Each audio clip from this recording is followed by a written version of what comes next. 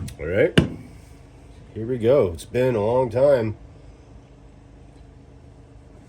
since all three of you have seen anything new on my little whatever it is. I don't even know what the hell it is.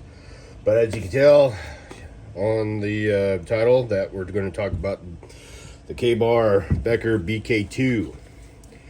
This one is mine. I haven't done anything really much to it other than taking off the fabric belt loop strap and installed these plastic belt, retainers. I don't even know what they're called, but I'll put it in the description or whatever. Other thing that I've done, and the only other thing that I've done, I put some grip tape on the top and bottom of my handle here, because these, for some reason, and I know we all complain about it, they haven't changed their handles on these knives yet. They are slick as shit, and I just wish they would do something. If they would just stipple it a little bit, or cut some type of pattern in it, just to give you something more to hold on to. Because when you're swinging these things, especially on my I think it's a BK9, my bigger one, it wants to slide out of your hands, and I can't stand it. And I know you could buy aftermarket scales for it, and that's great, but they're not, for a guy that makes my kind of money, they're not cheap knives by no means. And you can get much cheaper POSs on Amazon. So maybe that's how they keep the cost of their product even further down than what they really deserve, because these are great knives. Well made. I'm not going to give you the measurements of it, because I think it's all on their website, and it's all on their Amazon page and all that stuff. So first thing that I've noticed when I first got this knife, actually my buddy got one before me, and I saw it and I was like, oh, I gotta have it, was just how incredibly thick this spine is on this knife. And it's all the way through. The lighting in here is crap, but it's low budget. What can you expect? It's just it's so thick that you're not gonna worry about busting it, or even breaking a tip off, because if you break a tip off of this thing, you're stabbing the wrong shit. Next, I'm going to talk about the finish on it. I don't like the finish. I know it's to keep it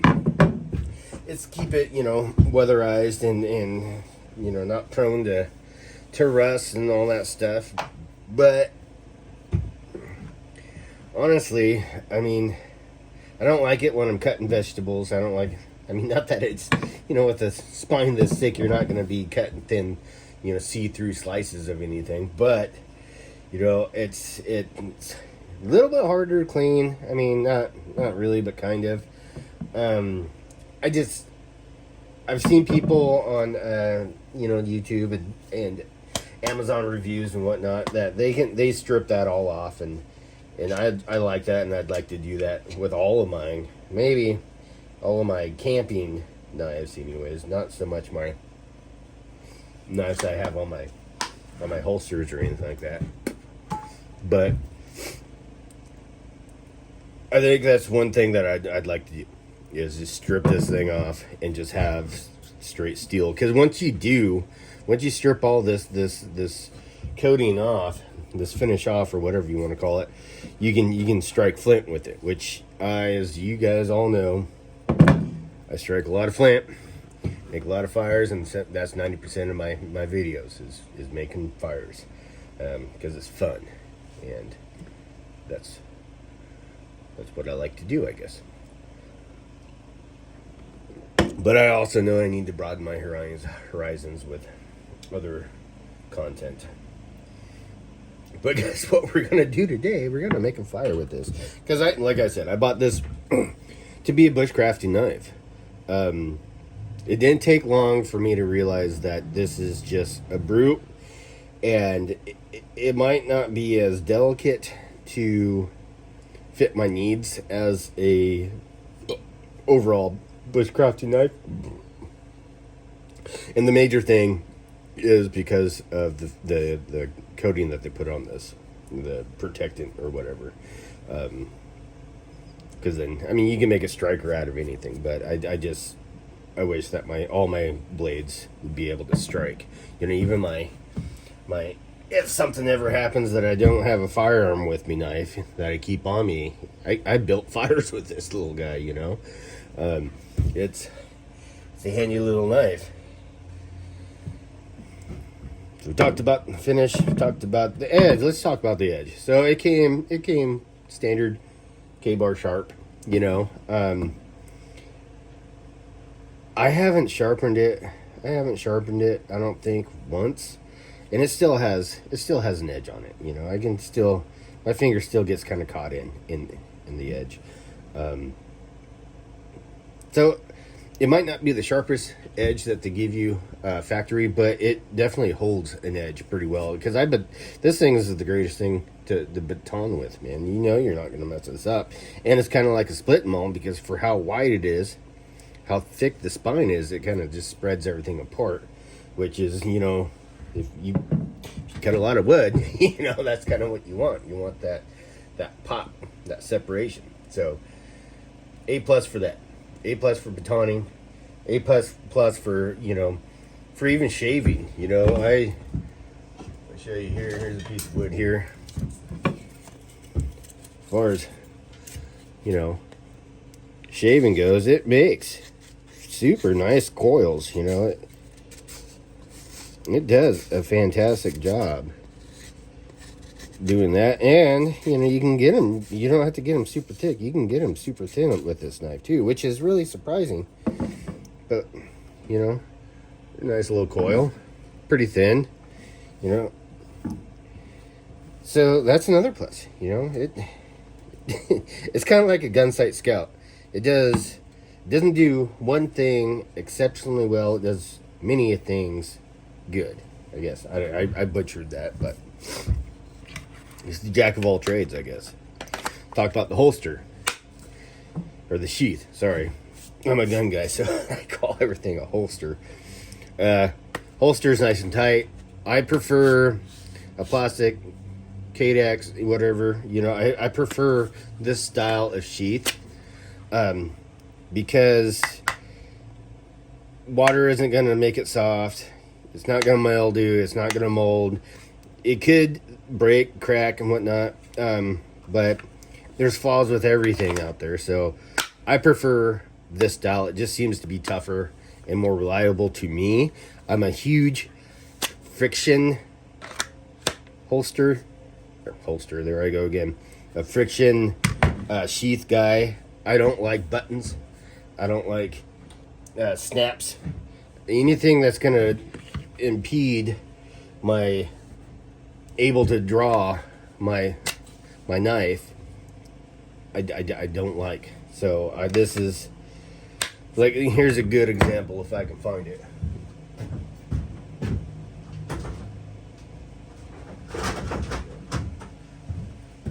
Here's another K-bar.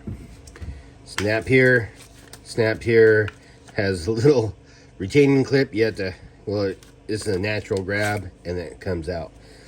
This is a combat knife, obviously. It's not a bushcrafting knife, but it has, and I just stabbed myself. Awesome. All right. Just a nick for all you Barbaras out there, or Nancy's or whatever. And it's I'm fine. It's just a nick.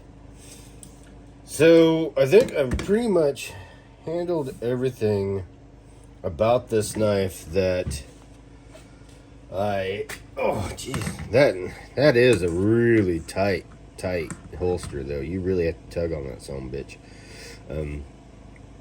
I do like this knife.